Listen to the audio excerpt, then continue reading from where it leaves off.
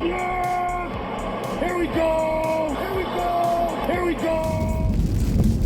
Here we go! Here we go! So, in the wake of the end of the preseason, you have teams making their roster cuts, their final roster cuts. They're going to come down from about 90 players to about 53 players.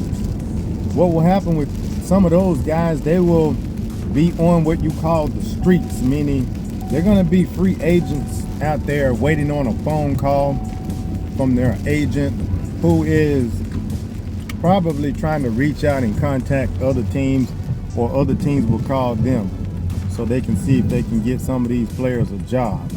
So the last preseason game for the Tampa Bay Buccaneers versus the Buffalo Bills, you had an incident with Shilo Sanders that came to blows with, I believe, a tight end from the Bills. I would be willing to say that he was baited into that. Rumor has it that he had been, the offensive players had been taking shots during the game, so they caught Shilo off guard and he retaliated. As an undrafted free agent, you have to be very careful with what you do. You have to, once again, you have to be strategic and stay ahead of these things.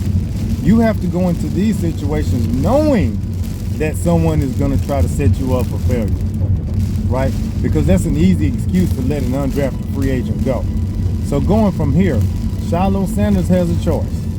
He can wait it out and see if someone else in the league wants to give him a shot. It's a small world, the sports world is. So who knows what's going around in the league about him and how they feel about it.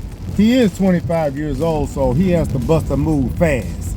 So if he can't get on with another NFL team or make a practice squad, he is going to need to take his name and his brand, because that name gets attention. The last name gets attention. He can take his name to the XFL and develop some talent there for about a year, the UFL or the CFL. Lots of people are poo-pooing and downplaying these other leagues, but you have a choice. You can rust out at 26 years old. You have to be playing. If you are on an NFL team not getting any opportunity to play, that's not going to develop you. So you can rust out, and someone can wait you out until you get too old to be in the league. That's what Shedeur has to be careful with someone trying to rust him out and wait him out. I believe he's going to be fine. He'll catch on somewhere, if not with the Cleveland Browns. These first couple years are just going to be development years. But anyways, I'm going to show a clip of what happened with the Shilo Sanders incident the other night with the Buffalo Bills, which the next day probably put the nail in the coffin and gave them an easy out to let him go.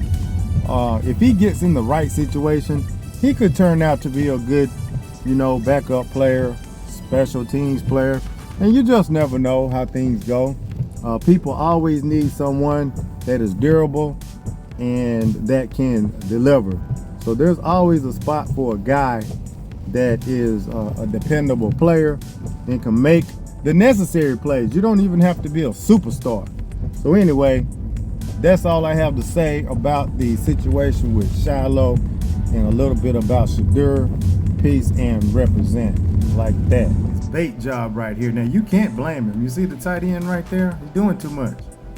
All right, he face masked the guy, pushed him all the way to the 2nd-yard line.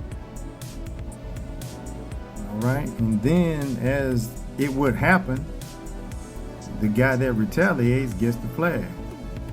Here we go, and then the tight end gonna make the little boy gesture, so they've been joining it. Look at it, he little boy them right there. Watch this, bam. All right, hey man, he started it. That's what he's trying to tell him. Bam, he started this. All right, so he's frustrated. His teammates say, hey man, cut that out. Shilo like, back off, bro. He started it, trying to talk to the refs and plead his case. They not trying to hear it. Yeah, man, so this is what happened. So maybe he'll find a home somewhere. Look at it, bam. Yeah, the one who retaliates usually is the one that gets caught.